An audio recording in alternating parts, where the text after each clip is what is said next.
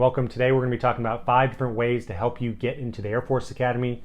My name is HASARD. I'm an F-35 fighter pilot for the Air Force. I can remember being in a position just like you 15 years ago, trying to figure out how to get into the Academy. There's not a lot of credible information out there, so hopefully this video helps you out. So tip number 1 is to get good grades. Getting great grades is going to keep your doors open no matter what you want to do. And just as a quick story, I didn't have great grades. I had about a 3.3 GPA, and the average GPA at the Academy was 3.9. And so I actually got a rejection letter from the Academy saying that my grades weren't high enough. I was crushed.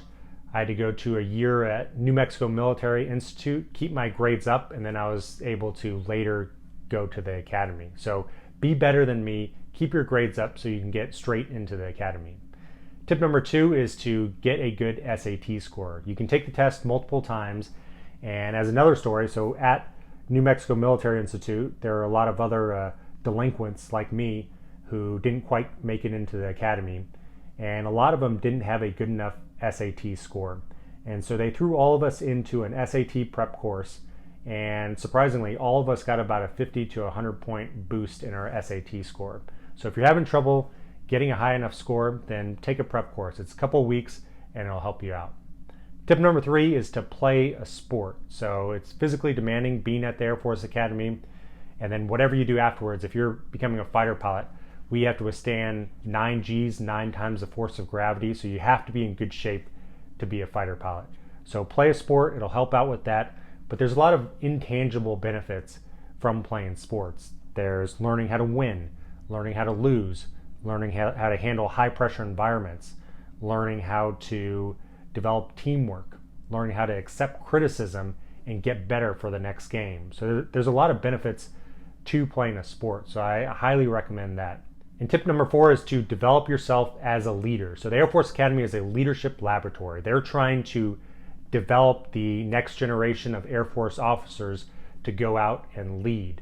So get that training in early. It not only will help you out getting into the Academy, but it'll help you out when you're at the Academy and then after you graduate from there. I recommend combining it with sports, so try and be a team captain. If not into sports, then rise to a leadership role in whatever you're into. If you're into the debate team, become the debate team captain. If you're into some obscure hobby, become the president of that club. But develop yourself as a leader, it'll help you out. And tip number 5 is to do community service. So in the Air Force, one of our core tenets is service before self. And a good way to show that is to do community service. It doesn't necessarily have to be picking up trash along the side of the road, although that's great if you want to do that. It can be fun too. I was a ski patroller in high school, and so I'd ski around the mountain, help people that had crashed. And actually I was able to write my Academy admissions essay on a time when I saved someone off the mountain. So there are some tips to help you to get into the Academy. The best time to start thinking about it is the spring of your junior year. It can take a long time because you need a congressional nomination.